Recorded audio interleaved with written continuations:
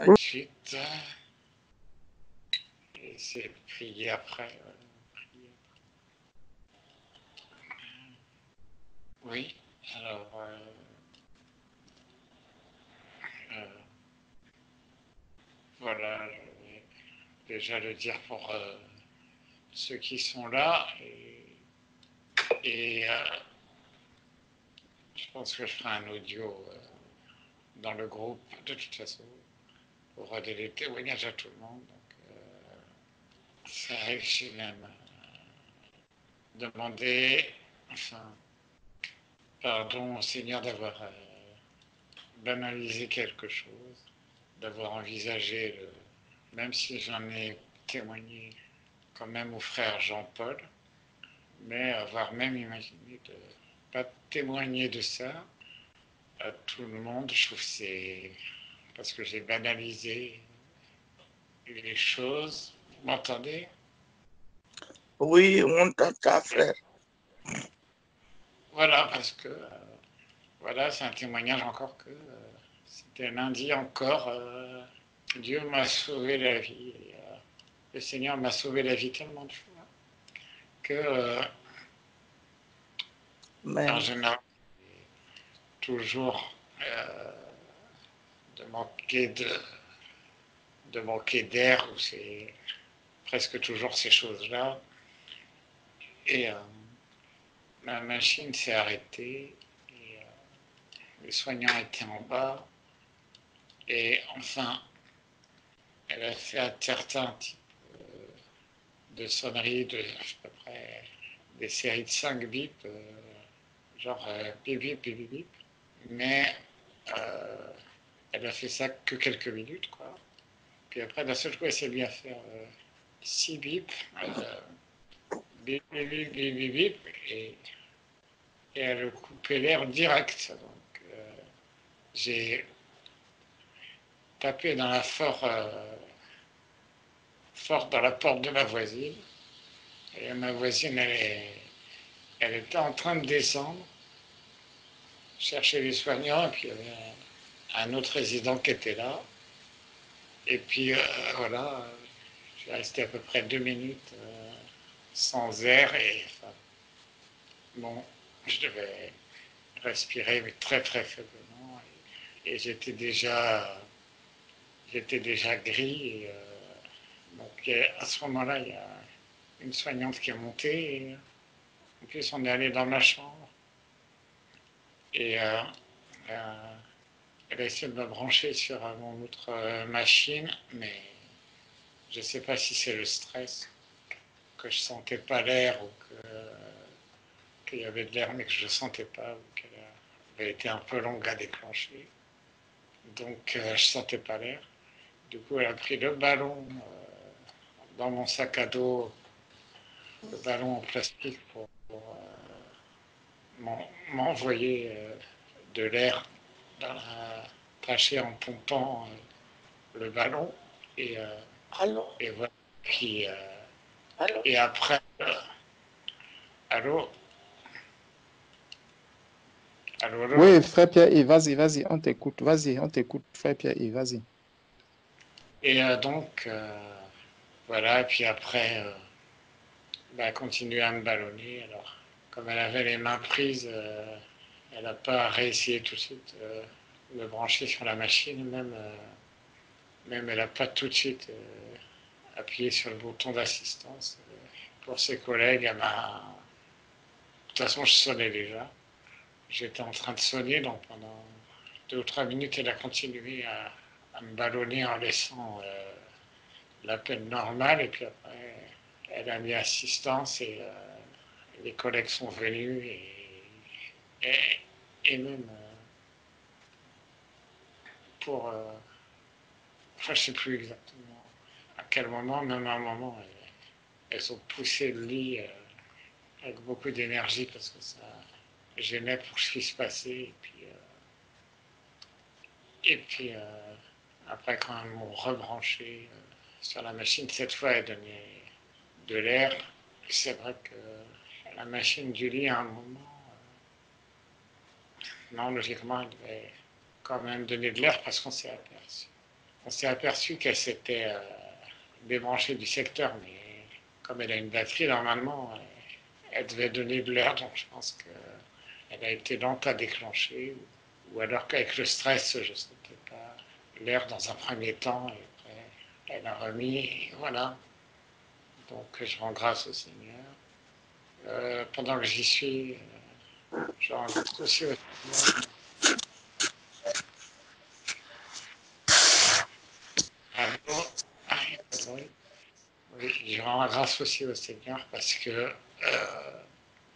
là, c'est des petites choses, mais lorsque je suis au lit à cause de mes douleurs ou divers problèmes, et aussi quand je suis au fauteuil, enfin, il y a des choses au niveau informatique que j'arrivais pas à faire et maintenant j'ai compris comment faire parce que sur WhatsApp, pour faire des messages audio, j'y arrivais pas parce que comme j'ai un système qui, quand on passe sur une touche, ça clique automatiquement. Donc, lorsque je fais un audio, ben, ça recliquait automatiquement. Et donc, ça arrêtait le message. Donc, maintenant, au moment où je fais un audio, je change un peu mes réglages pour que ça fasse pas ça. Et après je les remets. Et quand je suis au lit, même si je parle moins bien, j'arrive quand même à faire des audios et également pour sélectionner du texte quand je suis dans le lit, quand j'ai besoin de faire des copier-coller, des choses comme ça. Avant, j'avais une méthode pour sélectionner le texte qui était assez longue et maintenant j'ai trouvé un réglage dans le traitement de texte. Quand on clique dessus, ben, en fait, on clique au début du texte qu'on veut sélectionner, après on fait un deuxième clic directement à la fin du texte qu'on veut sélectionner et ça copie tout directement. Donc, ça m'aide beaucoup. Donc voilà, je voulais rendre grâce au Seigneur pour ça. Et puis bah, maintenant, je vais prier, essayer de prier un peu. Donc, excusez-moi si je suis un peu lent à démarrer la prière parce que des fois je suis un peu un diesel. Mais Seigneur mon Dieu, merci pour cette réunion, Seigneur. Merci pour ce témoignage, Seigneur. Car il est dit quelque part, je publierai les bontés de l'Éternel, Seigneur mon Dieu. Donc, nous savons que tu es un vaillant héros, Seigneur. Et quand tu nous sauves, c'est une bonne chose de le publier, Seigneur. D'en témoigner, Seigneur, comme il est écrit dans Exode, Seigneur. Quel autre Dieu que toi fait telle merveille, Seigneur mon Dieu. Merci pour ce début d'année sous ton regard, Seigneur. Merci pour tes consolations, Seigneur. Et aide-nous, Seigneur, à apporter tes consolations à d'autres, nous-mêmes, car nous-mêmes nous avons été consolés, Seigneur. Merci pour la vie chrétienne, merci pour la vie chrétienne normale, pour l'équilibre dont nous avons besoin, je pense par rapport aux activités, ce que nous souhaitons faire. Mais merci de rappeler, le plus important c'est ton amour, c'est que tu nous as aimés le premier. Nous t'aimons qu'en retour, Seigneur. Et c'est ça la source de notre joie. C'est ton amour, c'est pas nos activités. C'est vrai pour ma part, Seigneur. Lorsque je n'arrive pas des fois à faire les choses, je suis, quand vraiment c'est trop important, je suis trop frustré. Et lorsque j'arrive à faire trop de choses, je peux m'enorgueillir. Alors, on a besoin d'un équilibre, je dirais. Seigneur, il y a toujours un certain niveau de frustration normal. Il ne faut pas qu'il devienne trop extrême. Et quand on arrive un peu plus à faire des choses, on est encouragé. Il ne faut pas partir dans l'autre sens, dans l'orgueil, Seigneur, car l'orgueil précède la ruine. Seigneur mon Dieu, merci Seigneur pour la communion fraternelle, pour le ministère. Merci Seigneur pour les frères enseignants à qui on peut poser des questions lorsque certaines choses nous dépassent un peu. Nous, simples brebis, entre guillemets. Seigneur, puisque nous sommes aussi tous rois et sacrificateurs, tu as donné les uns comme apôtres, prophètes, pasteurs. Merci Seigneur, j'ai pu poser la question. Un de tes serviteurs, au sujet du pardon maintenant, aide-moi à le faire Seigneur. C'est vrai que parfois pour les faire différentes raisons Seigneur, je demandais, enfin je disais pas aux gens des fois lorsqu'ils m'avaient offensé, peut-être pas le dire toujours. Enfin, j'ai peur, Seigneur, que si la personne dit tu m'as offensé et quelqu'un du monde, quelqu'un qui ne te connaît pas, J'ai besoin de fourniture, s'il te plaît. Seigneur mon Dieu, si J'ai besoin du trapèze là, et des feuilles de couleur. Et des. T'en as des trucs là? Si. allô, si la personne, Seigneur, encore reconnaît qu'elle a offensé, me demande pardon, je me dis ça m'aidera à lui pardonner parce que je voyais que des fois je continuais à ruminer. Après avoir proclamé le pardon, seul dans mon cœur je ruminais. Je reproclamais le pardon, mais les pensées revenaient encore. Mais je me disais, si la personne ne reconnaît pas qu'elle m'a offensé, j'ai peur. Mais je vois que je rumine trop. Seigneur, et sur le conseil des frères, j'ai résolu de dire davantage quand même aux soignants lorsqu'ils m'offensent. Seigneur mon Dieu, alors aide-moi à entrer dans cela peu à peu. Je vais voir comment pratiquer ça exactement.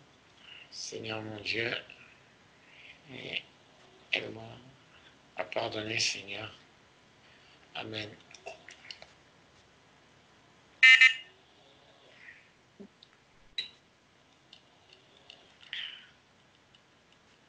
Amen. Amen. Amen. Amen. Bonjour mes frères. Gloire à Amen. Dieu. Amen. Bon, Sois bonjour, bénie, ma sœur. Bonjour. Amen. bonjour. Amen. Sois bénie. Soyez tous bénis au nom de Jésus-Christ. Bonjour. Amen. Amen. Sois béni, frère. Je voulais dire quelques mots par rapport à ce qui vient de se passer. Lorsque nous avons commencé la prière, peut-être beaucoup n'étaient pas encore là. Il y a le frère Pierre-Yves qui a donné un témoignage. Bon, je ne pouvais pas parler parce que je n'étais pas encore en pause, donc j'écoutais juste. Et par la suite, les bien-aimés ont enchaîné avec des prières. La sœur Marie-Lydie a parlé d'un amour et elle disait que c'est un amour qui est différent de celui du monde. Et je crois que lorsque on a les yeux spirituels, on a les oreilles spirituelles et que l'on voit et qu'on écoute le témoignage que notre frère Pierre-Yves nous a donné, ce témoignage nous donne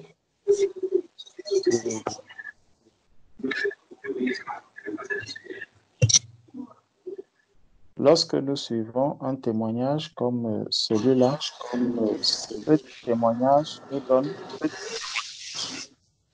Sœur Ingrid, ferme ton micro, s'il te plaît.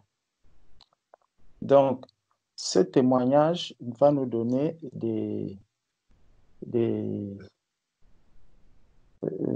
doit nous amener à vraiment rendre grâce à Dieu, à bénir le nom de l'Éternel, à élever le nom du Seigneur, le nom du Tout-Puissant, pour ce qu'il a fait dans la vie de notre frère. Parce que notre frère nous a dit que il a perdu le souffle, il a perdu l'air qu'il respire. Parce que quand nous voyons notre frère vit avec de l'air artificiel. C'est avec de l'air artificiel qu'il vit. Et donc, le frère a perdu cet air artificiel pendant plus de 2 minutes. Et donc, il se voyait partir. Et donc, je suis un peu dérangé de voir qu'on peut sauter rapidement dessus, commencer à parler d'autre chose sans vraiment bénir le Seigneur de ce miracle qu'il a accompli. Il y a la sœur Bernadette qui est revenue dessus et je suis d'autant plus attiré par son témoignage que c'était quand hier soir, quand je venais au travail, j'ai vu le témoignage, j'ai écouté le témoignage de la sœur Grace. Et ce témoignage aussi, c'est un miracle. Certains ont dit un miracle qui venait de Dieu. Donc, quand nous voyons le témoignage de la sœur Grace, nous écoutons le témoignage du frère Pierre-Yves, on devrait quand même s'arrêter un moment et se dire vraiment, Seigneur, qu'est-ce que tu es en train de nous dire? Qu'est-ce que tu es en train de nous montrer? À quoi est-ce que nous devons nous attendre? L'Église ne doit pas avancer tête baissée. On doit pouvoir lever la tête lorsque les événements se passent autour de nous. Lorsqu'il y a des choses qui se passent autour de nous, levons souvent la tête et examinons ce qui est en train de se passer. Si nous sommes appelés à intercéder parce que ça peut être aujourd'hui la sœur Grace, demain le frère Pierre-Yves, après-demain ça peut être toi, ça peut être moi, ça peut être quelqu'un d'autre au milieu de nous. Imaginons que toi ça t'arrive. Tu le dis comme ça au milieu de tes bien-aimés et puis les bien-aimés disent Amen et puis celui-ci commence à prier pour sa voiture qu'il veut acheter, l'autre commence à prier pour sa maison qu'il veut acheter, l'autre commence à prier pour la maladie de son enfant. Ton enfant a peut-être été malade. Oui, mais il n'a pas vu, vraiment, il n'a pas touché comme ça, du bout des doigts, la mort. Notre frère l'a touché. Il était vraiment, il se voyait partir puisqu'il dit qu'il était déjà gris. Si vous perdez le souffle pendant 2 minutes, c'est quelque chose de très, très, très important sur lequel il faut rendre vraiment grâce à Dieu, bénir le Seigneur pour cela. Donc, non seulement bénir le Seigneur de ce qu'il a sauvé notre frère, il est encore venu l'attirer, il est encore venu le rattraper dans l'état où il était, mais en plus, nous aussi qui sommes là, qui bénéficions de ce souffle de vie, on peut croire que c'est quelque chose de trivial. C'est parce que nous sommes en train de respirer. Nous sommes en train de respirer et nous respirons de l'air naturel. Personne de nous ne paye cet air. Mais notre frère, là où il est là, on paye. Il paye l'air qu'il est en train de respirer. Il paye cet air qu'il est en train de respirer. Donc, nous qui respirons de l'air sans payer quoi que ce soit, ça doit aussi être un sujet d'action de grâce. Je dois encore m'arrêter et dire merci Seigneur parce que le souffle de vie, tu me l'accordes gratuitement. Et prier le Seigneur pour mon frère qui est là. Parce que la situation dans laquelle se trouve notre frère n'est pas une situation que nous devons estimer normale. Donc, c'est autant de questions que les uns et les autres devraient se poser, s'interroger et rebondir également sur peut-être le message que notre sœur Ingrid a envoyé aujourd'hui. Tout ça, il faudrait qu'on ait un discernement spirituel par rapport à ces événements qui se passent autour de nous. Parce que est-ce que je devrais me glorifier de ce qu'on va faire des dons de sang dans un hôpital? Est-ce que c'est par là que nous devons passer alors que le Seigneur nous dit ne vous conformez pas au siècle présent? C'est une béquille. Si les saints arrivent à ce niveau, c'est une béquille. Et la béquille ne doit pas être le modèle de l'Église. Tout ça, c'est une analyse spirituelle qu'un enfant de Dieu doit faire. Ne restons pas dans une posture d'assistant. Non, le Seigneur se sert de nous pour enseigner le monde. Le Seigneur se sert de nous pour enseigner le monde. Donc, si nous regardons un peu, prenons, je crois que ça doit être Isaïe. Je vais regarder.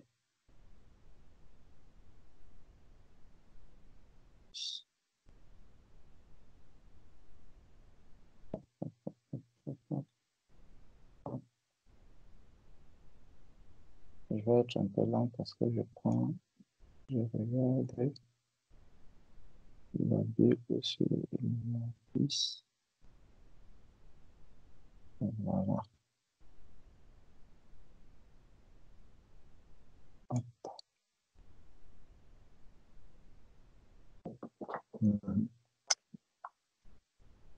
Bon, le Seigneur nous dit, bon, déjà dans Ésaïe 63, dans Ésaïe 63, il dit,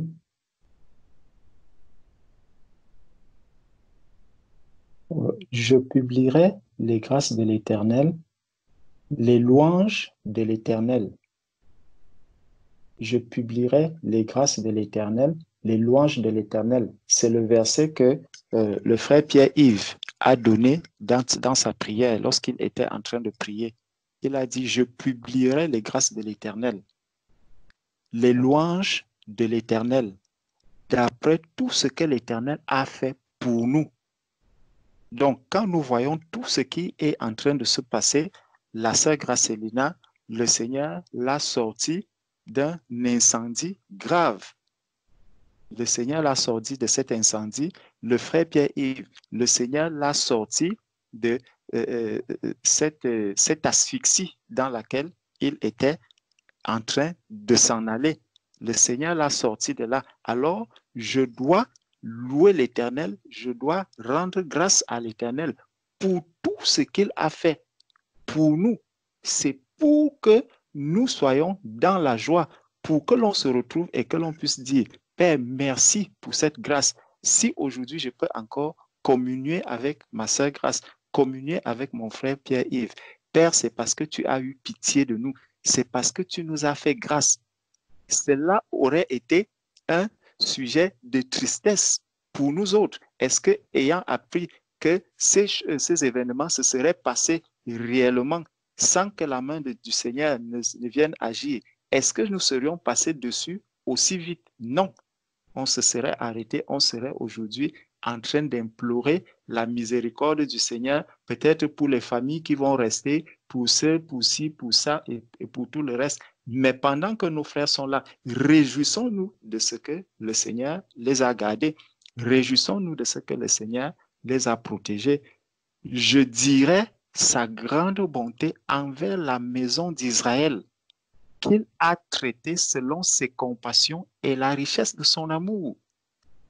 Donc, je dois louer le Seigneur par rapport à ces événements. Je dois glorifier le Seigneur par rapport à ces événements, par rapport à ce qu'il a accompli dans l'Église, par rapport à ce qu'il a accompli dans la vie de chacun de ses enfants. Je ne peux donc pas passer dessus comme cela. Je ne peux pas passer dessus comme si de rien n'était, comme si rien ne s'est passé.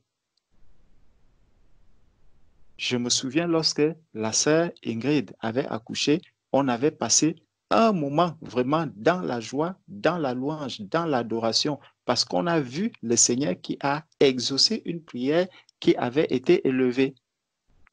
On a vu la main du Seigneur qui a agi et qui s'est manifestée. Le Seigneur s'est glorifié. Le Seigneur a porté sa main puissante sur notre sœur et il a permis que notre sœur puisse accoucher dans de bonnes conditions, que notre sœur puisse garder le souffle de vie. Notre sœur nous avait aussi dit qu'elle était restée dans le coma. Elle avait fait soit 2 jours dans le coma. Tout ça, c'est des événements qui se suivent, qui se succèdent. Et je crois dans la même semaine ou des semaines qui se suivent.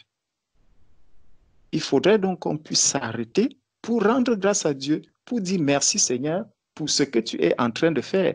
Merci Seigneur parce qu'on voit vraiment que nous élevons la voix vers toi et ces prières que nous élevons, elles ne sont pas vaines. Père, merci pour ce que tu es en train d'accomplir dans l'Église. Merci parce que tu continues à manifester ta compassion. Merci parce que tu as pitié de nous.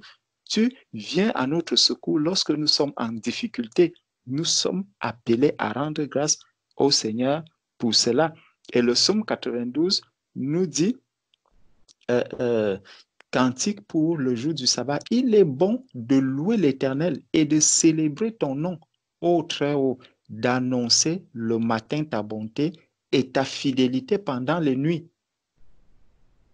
Sur l'instrument à 10 cordes, sur le luth, au son de la harpe. Donc, nous devons annoncer les bontés de l'Éternel. C'est pour ça que lorsque le Seigneur fait quelque chose de bien dans notre vie, nous ne devons pas le cacher. Nous ne devons pas le cacher, surtout quand cela a été un sujet de prière. Nous prions pour que le Seigneur nous garde, pour que le Seigneur protège nos maisons, pour que le Seigneur protège nos enfants. Donc, lorsqu'il y a un événement heureux, un miracle comme celui-là, si aujourd'hui notre frère Pierre-Yves est encore là, c'est un miracle de l'Éternel. C'est un miracle de Dieu. Nous devons publier ce miracle. Nous devons annoncer ce miracle. Nous devons faire entendre ce miracle. C'est une grâce, c'est un sujet de joie. Il ne faudrait pas simplement qu'on vienne pour dire Seigneur donne, Seigneur donne, Seigneur donne. Maintenant, dès que le Seigneur donne, je ne vois même plus ce que le Seigneur a donné. Je continue seulement à dire Seigneur donne, donne, donne, donne, donne. Oui, le Seigneur donne, mais à un moment, il faut que je voie ce que le Seigneur a donné. Il faut que je puisse contempler les bienfaits que le Seigneur a donnés. Parce que si tout cela s'est passé, c'est parce que le Seigneur a gardé nos bien-aimés. Le psaume 121 nous dit, à partir du verset 4, voici, il ne sommeille ni ne dort, celui qui garde Israël. Dieu ne sommeille et Dieu ne dort. Donc, ce qui arrive à nos bien-aimés doit aussi nous aider à comprendre que nous devons rester dans la confiance, dans l'assurance que notre vie est entre les mains de l'Éternel, que Dieu est celui qui nous garde, Dieu est celui qui veille sur nous. Donc, peu importe ce qui peut vouloir venir nous menacer, ce qui peut vouloir venir pour détruire un enfant de Dieu, il ne pourra pas, parce que le Dieu que nous servons ne sommeille ni ne dort. L'Éternel est celui qui garde, l'Éternel est celui qui te garde, verset 5. L'Éternel est ton ombre à ta main droite. Pendant le jour, le soleil ne te frappera point, ni la lune pendant la nuit. L'Éternel te gardera de tout mal. Il gardera ton âme. L'Éternel te gardera de tout mal. Il gardera ton âme. L'Éternel gardera ton âme. Il te gardera aussi de tout mal. Donc, de tout, et dans le psaume 91 encore, le Seigneur en parle. Que celui qui demeure sous la prise du Très-Haut réside à l'ombre du Tout-Puissant. Donc, lorsque nous sommes dans l'Éternel, lorsque nous sommes en Jésus-Christ, l'Éternel nous garde de tout mal. Et quand on voit comment est-ce que c'est des paroles que nous lisons, mais lorsqu'on voit comment est-ce que cela s'est accompli, je dois m'arrêter et dire merci Seigneur parce que tu me permets de vivre ta parole. Merci Seigneur parce que tu me permets de vivre ce qui est écrit de manière théorique, j'entends parler et maintenant, je peux dire cela que Dieu a gardé mon frère qui a perdu le souffle pendant 2 minutes, plus de 2 minutes. Que chacun de nous essaye un peu d'arrêter lui-même le souffle de vie. Tu chronomètres jusqu'à 2 minutes, tu vas voir ce qui va t'arriver. Déjà, tu vas déjà à 15 secondes, ça devient très lourd. Maintenant, va jusqu'à 2 minutes. Toi-même, tu vas dire. Donc, c'est un miracle. Et pour quelqu'un qui n'a jamais fait même un exercice comme celui-là. Et on voit comment le Seigneur l'a conduit. Vous voyez vous-même l'état dans lequel se trouve notre frère. Mais le Seigneur lui donne quand même la force de pouvoir encore se déplacer dans cet état, arriver chez quelqu'un, voir quelqu'un, pour qu'on appelle les infirmiers, les médecins, pour qu'ils montent lui remettre de l'air. Et même, il commence encore à tâtonner, à paniquer. Donc, il y a une panique générale. Mais jusque-là, Dieu veille sur lui et immédiatement, il se remet dans l'état où nous le voyons aujourd'hui. Nous ne pouvons pas laisser cela indifférent. Nous devons rendre grâce au Seigneur pour ce qu'il a fait. Donc, Dieu est celui qui nous garde. Dieu est celui qui veille sur nous. Dieu est celui qui nous protège. Il est avec nous partout. Dans Apocalypse, dans Apocalypse 7, je crois, Apocalypse, ça doit être Apocalypse 7, verset 16. Si je ne me trompe pas. Voilà. Apocalypse, chapitre 7, il dit, ils n'auront plus faim, ils n'auront plus soif, et le soleil ne les frappera point, ni aucune chaleur, car l'agneau qui est au milieu du trône les frappera et les conduira aux sources des eaux de la vie, et Dieu essuiera toute larme de leurs yeux. Bon, ça c'est à la fin, c'est pas le verset que je cherchais, c'est pas ça. Bon, je peux encore prendre le psaume, je vais encore rester dans le psaume, psaume 109. Je vais encore nous prendre le psaume 109 pour qu'on voit toujours la bonté, pour qu'on puisse vraiment contempler ce que le Seigneur fait, les grâces que le Seigneur nous accorde. Dans le psaume 109, verset 30, de 30 à 31, je louerai de ma bouche hautement l'Éternel. Je le célébrerai au milieu de la multitude, car il se tient à la droite du pauvre pour le délivrer de ceux qui le condamnent. Donc, il y a des choses qui vont chercher à nous condamner. Il y a des choses qui vont chercher à nous anéantir, à nous détruire, parce que, ne l'oublions pas, tout ce que nous voyons, la maladie et tout ça, c'est les manifestations de la puissance des ténèbres. C'est les manifestations de la puissance des ténèbres. Or, le Fils de l'homme est venu pour détruire ces puissances ténébreuses. Donc, lorsque soit le diable veut venir agir, nous ravir la vie, le souffle de vie, le Seigneur lui dit stop, ce n'est pas à toi de retirer le souffle de vie. Tu ne peux pas faire cela à mon enfant. Tu ne peux pas agir ainsi de mon enfant. Mon enfant, c'est moi qui veille sur lui. Lorsque le diable était allé réclamer Job devant le Seigneur lui a dit, je te donne tout ce qu'il a, mais sa vie, tu ne pourras pas toucher à cette vie. Dieu ne peut pas permettre que quelque chose de mal puisse arriver à son enfant tant que lui-même ne l'a pas ordonné. Tant que lui-même ne l'a pas ordonné. Donc, quand nous voyons la parole de Dieu qui nous parle, par exemple, de la lapidation d'Étienne, c'est le moyen par lequel le Seigneur a voulu que notre frère Étienne quitte la terre.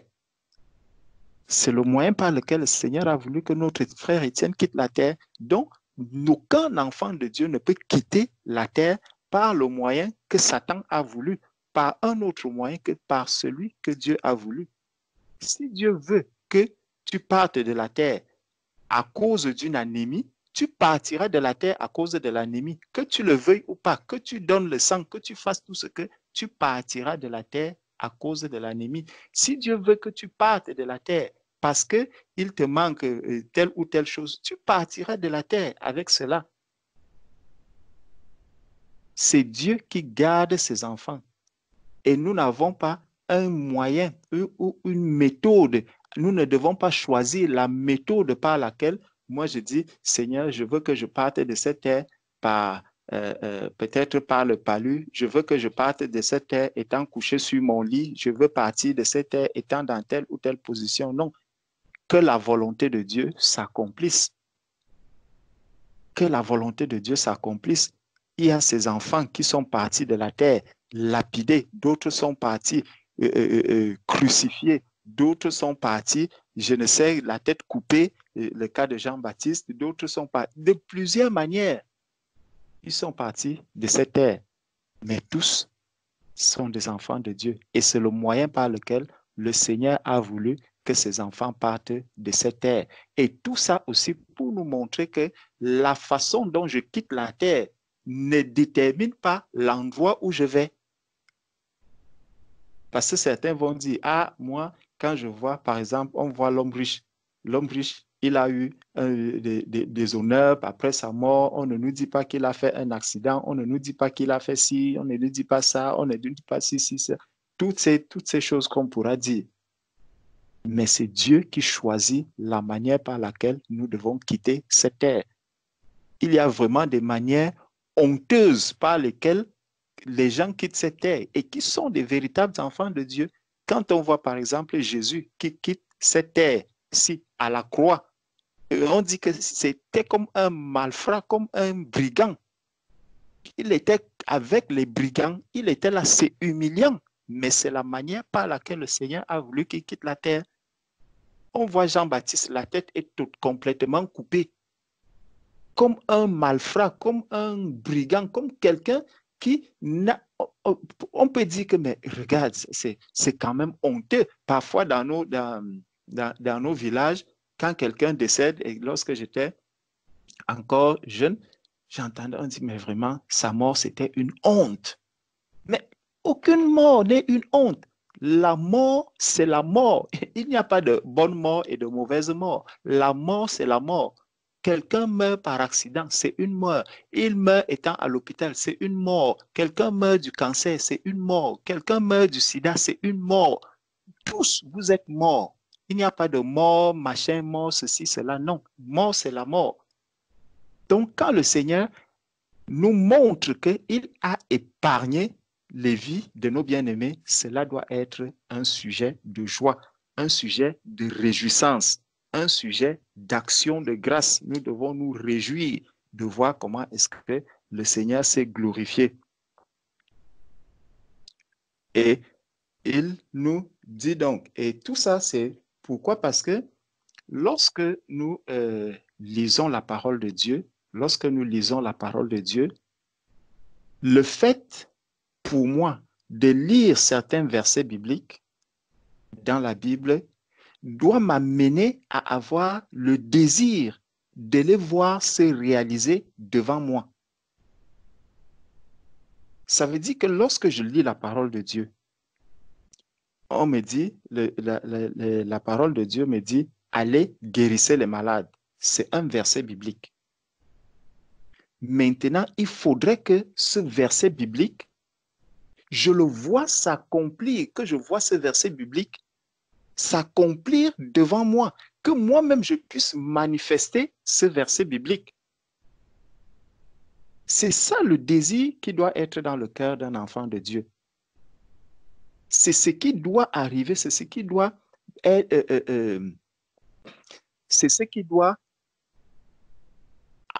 le désir profond du cœur d'un enfant de Dieu. Si nous regardons un peu je vais nous prendre un peu un verset biblique dans 1 Corinthiens chapitre 2. Dans 1 Corinthiens au chapitre 2, on va voir quelque chose que l'apôtre Paul dit. 1 Corinthiens chapitre 2. Voilà. Il dit, prenons à partir du verset 9. Mais comme il est écrit, ce sont des choses que l'œil n'a point vues, que l'oreille n'a point entendues, et qui ne sont point montées au cœur de l'homme. Des choses que Dieu a préparées pour ceux qu'il aime. Donc, il y a des choses que Dieu a préparées pour ceux qu'il aime. Quand je regarde, par exemple, la Bible, je prends la parole de Dieu, je lis les miracles qui ont été accomplis. Je lis comment la parole de Dieu est en train de s'accomplir. Je lis les prophéties de la parole de Dieu.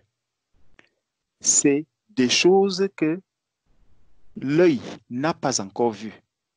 Je peux être là, je dis, ah, il y a la résurrection des morts. Je la lis dans la parole de Dieu. Mon œil n'a jamais vu quelqu'un qui est mort et on est venu, quelqu'un a prié, la personne est ressuscitée. Mais c'est écrit dans la Bible que Jésus est venu ressusciter Lazare. Pierre était venu ressusciter Tabitha. Donc tout ça, je le lis dans la parole de Dieu. Donc, j'ai lu cela dans la parole de Dieu. Quelqu'un d'autre même a lu. J'ai même entendu qu'à tel endroit, peut-être quelqu'un a ressuscité un mort. À tel autre endroit, ceci s'est passé. Bon. Verset 10. Dieu nous les a révélés par l'Esprit. Donc, quand je vais entendre cela, quelqu'un qui va dans une librairie, il achète une Bible par curiosité, il va aussi les lire.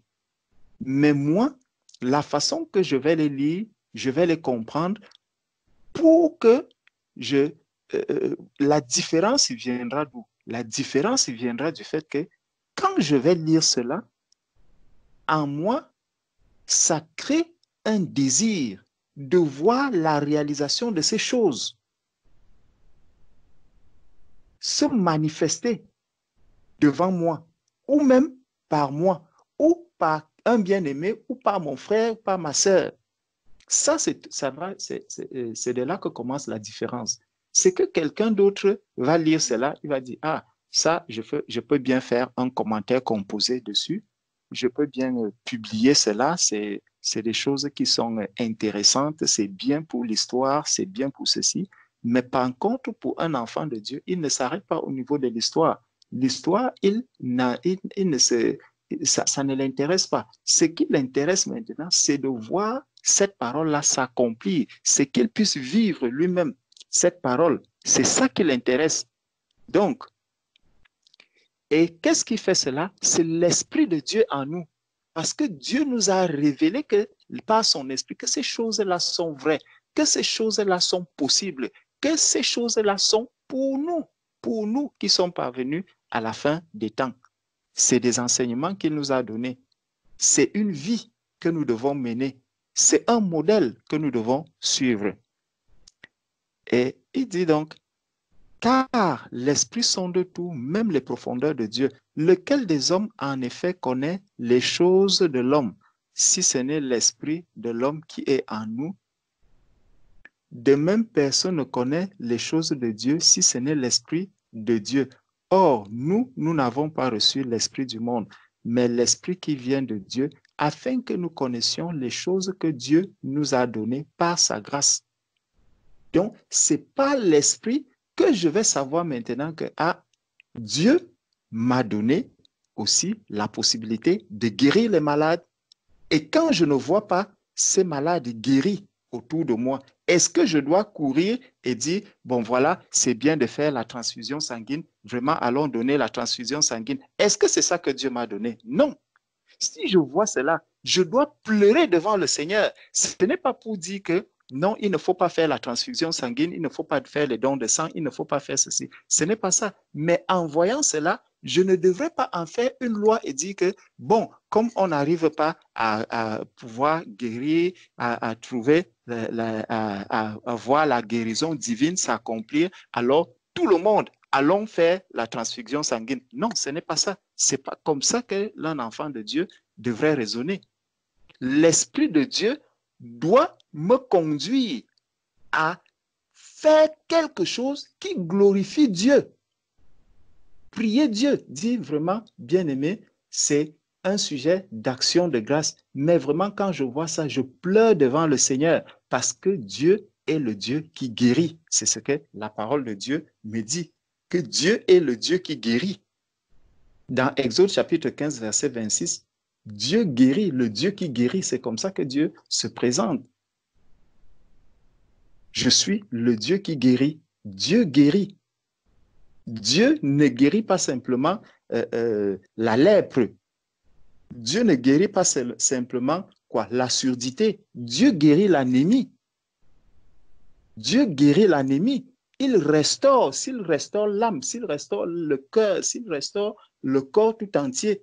La parole de Dieu nous dit même, je crois, dans Osée 7, ça doit être Osée 7, où il dit que le pays, c'est lui qui guérit même les pays. Dieu est celui qui fait toutes ces choses. Donc, n'utilisons pas les voies humaines, les voies de la chair, les voies que le monde utilise pour glorifier le nom de l'Éternel. Non, Dieu est le Dieu qui guérit et il guérit par sa parole. En aucun moment, nous ne voyons dans la parole de Dieu les chrétiens qui sont encouragés à utiliser ces moyens. Non, il ne faudrait pas que l'on commence aujourd'hui à les utiliser. Il ne faudrait pas que l'on commence aujourd'hui à glorifier le nom du Seigneur par ces moyens. Non, pleurons le Seigneur. Nous rendons grâce à Dieu de ce que la médecine existe. C'est une action de grâce que nous devons rendre au Seigneur. Parce que quand nous voyons comment est-ce qu'il y a autant de malades autour de nous et qui n'arrivent pas à guérir, mais nous voyons comment la médecine fait des progrès, comment la médecine fait des choses. Nous rendons grâce à Dieu pour les médecins, nous rendons grâce à Dieu pour les recherches qui sont faites dans ce domaine, mais nous pleurons au-devant du Seigneur que Seigneur, aide-nous, pardonne-nous, parce que nous n'arrivons pas à faire ta volonté, nous n'arrivons pas à accomplir ce que tu attends de nous dans ce monde-ci aujourd'hui. Je dois donc pleurer devant le Seigneur et ne pas faire une loi par rapport aux méthodes que le Seigneur utilise. Si j'en fais une loi, là, il y a un problème. Là, il y a un problème. Parce que la parole de Dieu me dit que, si je prends 1 Corinthiens chapitre 6, verset 19, la parole de Dieu nous dit que nous ne nous appartenons pas à nous-mêmes. 1 Corinthiens chapitre 6. 1 Corinthiens chapitre 6, verset 19. Ne savez-vous pas que votre corps est le temple du Saint-Esprit qui est en vous, que vous avez reçu de Dieu et que vous ne vous appartenez point à vous-même? Donc, si je ne m'appartiens pas à moi-même, comment dire donc à tout le monde que, bien-aimé, allez donner le sang, allez donner le sang? Non, ce serait comme si le corps de tous ces bien-aimés-là m'appartiennent, à moi qui leur dit, allez donner le sang. Non. Je ne devrais pas le faire. Je ne peux même pas le faire. Parce que le corps que j'ai ne m'appartient pas. Il appartient à Dieu. Il appartient à Dieu. Donc, si je vais faire une transfusion sanguine, je vais prier le Seigneur. Je dis, Seigneur, vraiment, conduis-moi pour que je pose tel ou tel acte, pour que je fasse telle ou telle chose. Je dois prier le Seigneur pour le faire. Et je ne suis pas sûr que le Seigneur va le dire à tout le monde, que le Seigneur dira à tout le monde que non, vous tous, allez-y, allez faire ceci, allez faire cela. Non. Oui?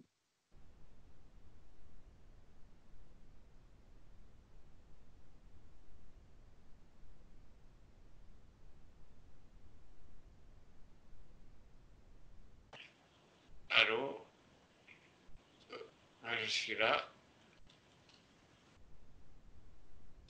Oui, oui, oui. Allô? Donc, j'ai eu de la visite là. J'ai eu de la visite. Donc, j'étais en train de dire, nous ne pouvons pas en faire une loi. Nous ne pouvons pas en faire euh, euh, un modèle. Nous ne devons pas en faire un modèle. Le modèle, c'est la parole de Dieu. Ce n'est pas aussi pour dire que personne ne le fasse. Non, ce n'est pas ce que je suis en train de dire. Je dis juste en rappelant que notre corps ne nous appartient pas, il appartient à Dieu. Donc, s'il y a une situation, il faudrait que j'agisse comme un enfant de Dieu. J'agisse comme Dieu me demande d'agir. Si Dieu te dit vraiment, va donner un rein, va donner ceci, gloire à Dieu. Mais je ne peux pas commencer à dire à tout le monde que non, allez donner le rein, allez donner ceci, allez donner cela. Parce que la parole de Dieu me dit que le corps que j'ai ne m'appartient pas.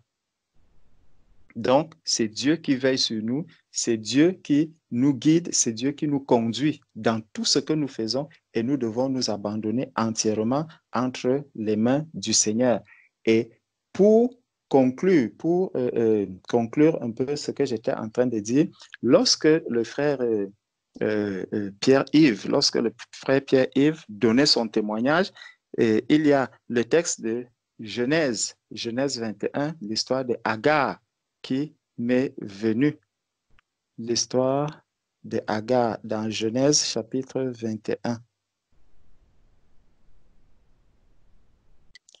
Genèse chapitre 21 à partir du verset 14.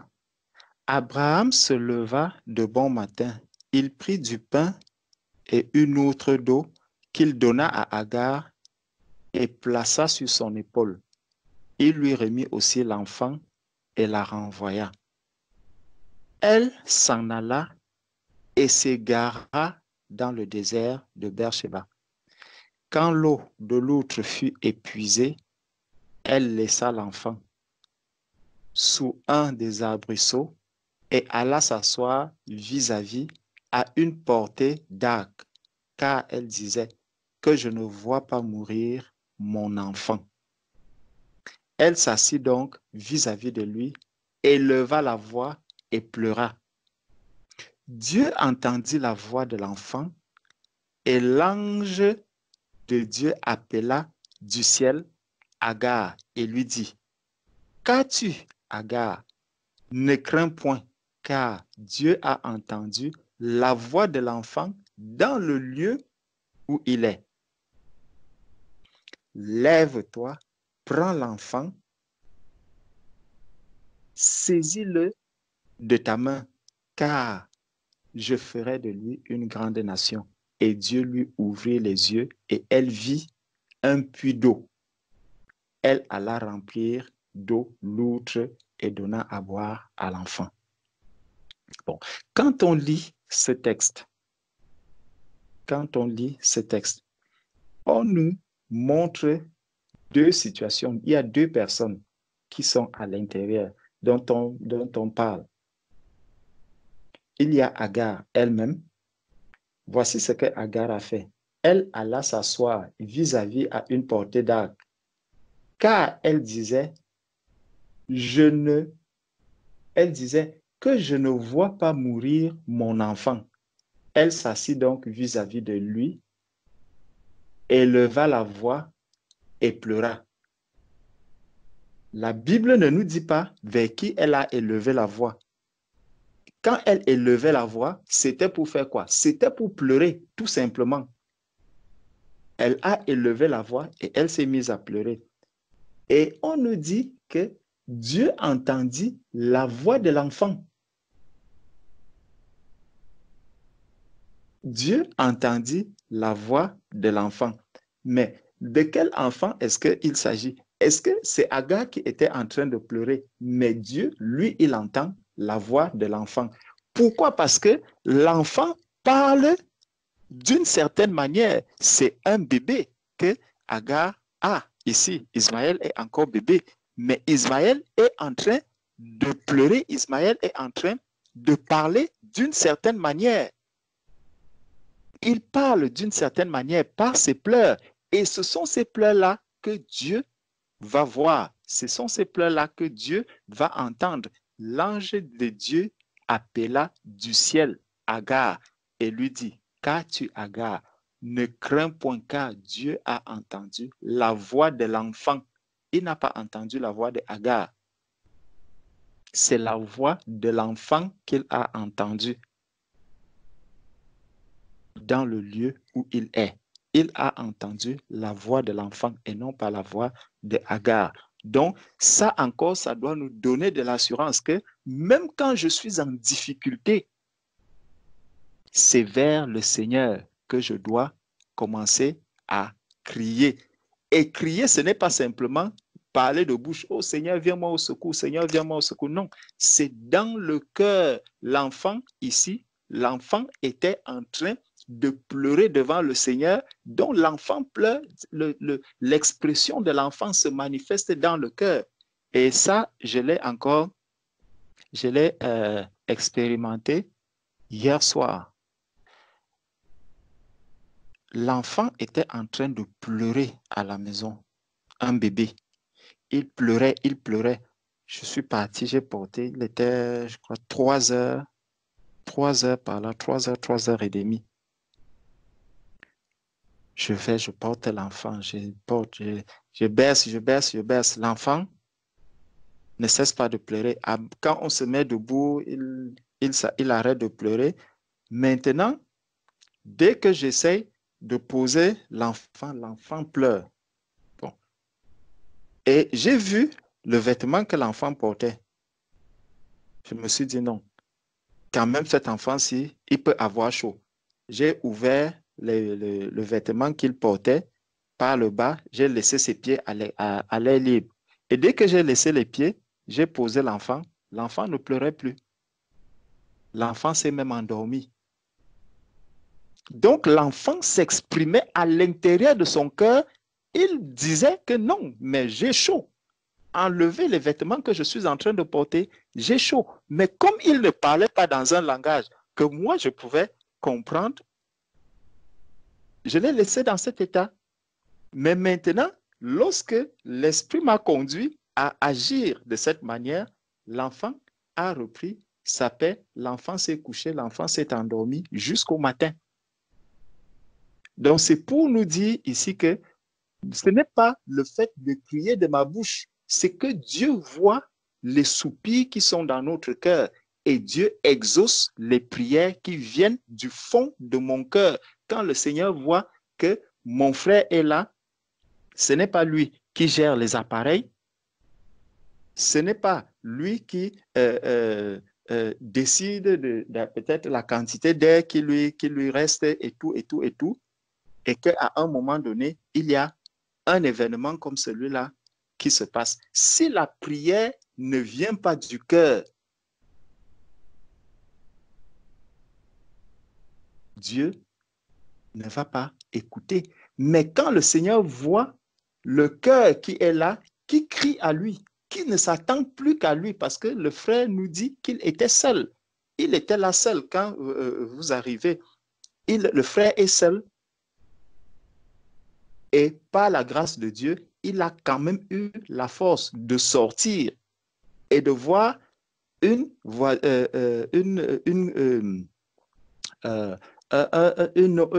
de ses collègues qui était en train de descendre et il a quand même pu lui transmettre un message dont le Seigneur a quand même préparé cette voisine pour qu'elle aille transmettre le message. Souvenons-nous encore de l'histoire de Job. Quand on lit l'histoire de Job, il y a un messager qui est toujours présent dans tous les événements qui se passent. Il y a quelqu'un qui vient toujours rappeler à Job que on a vu ceci s'est encore passé, ceci s'est encore passé, ceci s'est encore passé. Ces paroles que nous lisons dans la parole de Dieu, nous devons les voir s'accomplir. Nous devons les vivre au jour le jour. Le frère Pierre-Yves peut maintenant dire que vraiment ces paroles qui sont dans le livre de Job, ma voisine qui est là, le Seigneur l'a utilisée, il l'a postée là, qu'au moment où je me trouvais dans cette difficulté, c'est elle qui devait aller dire aux personnes qui étaient en bas, puisqu'elle-même était en train de descendre, c'est elle qui était chargée de leur dire. Elle aussi pouvait arriver et oublier. Elle pouvait arriver et oublier. Je crois que c'était Joseph qui était resté en prison comme cela. Non, c'était Joseph ou Daniel. Joseph. Voilà. Donc, il était resté en prison, oublié. Donc, cette voisine aussi elle pouvait descendre et oublier le frère, laisser le frère dans son état. Mais Dieu ne l'a pas permis. Dieu a permis que cette information reste dans la tête de cette voisine, qu'elle descende, qu'elle transmette le message et que les infirmières qui étaient là, elles pouvaient aussi commencer à traîner. Non, mais le Seigneur les a mis à cœur de monter pour réarmer la machine du frère afin qu'il puisse encore avoir l'air qu'il utilise.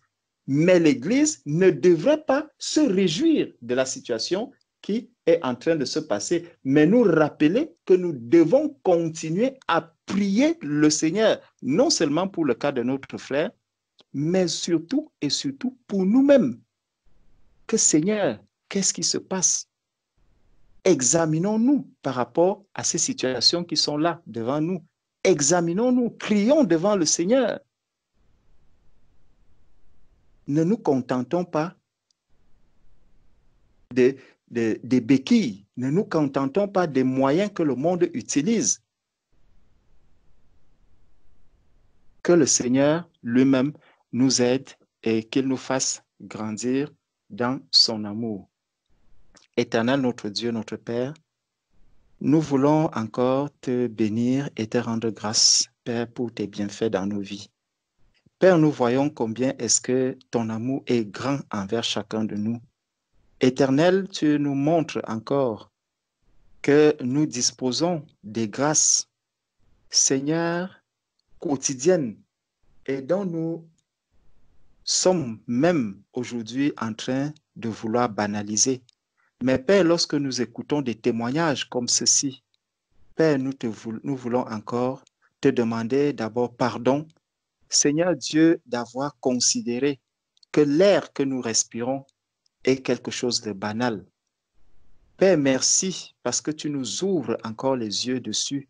Tu nous montres encore aujourd'hui, Père, que sans toi, nous ne pouvons rien faire.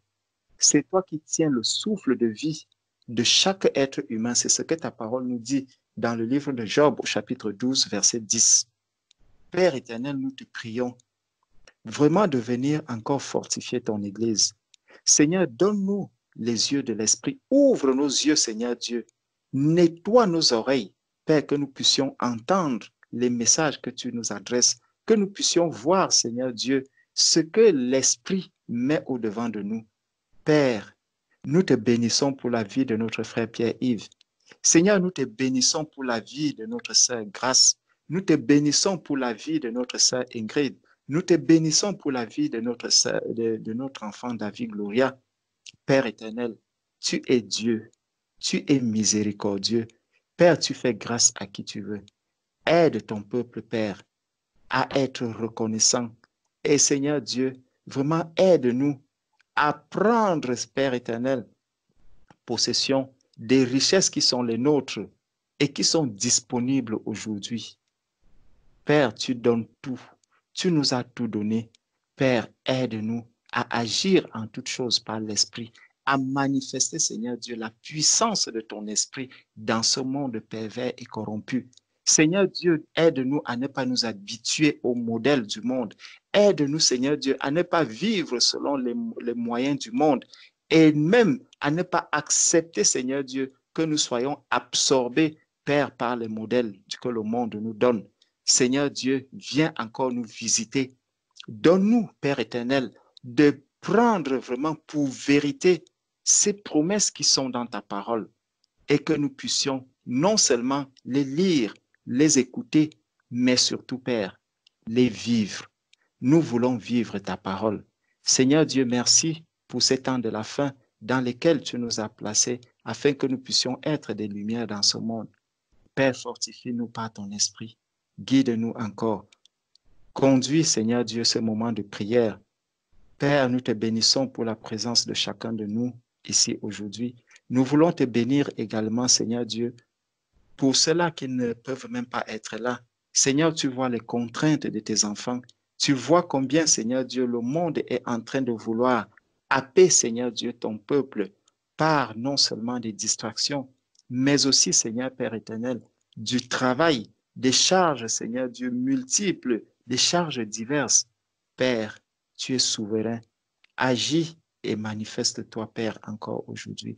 Aide-nous, Seigneur Dieu, vraiment à nous fortifier en Jésus-Christ.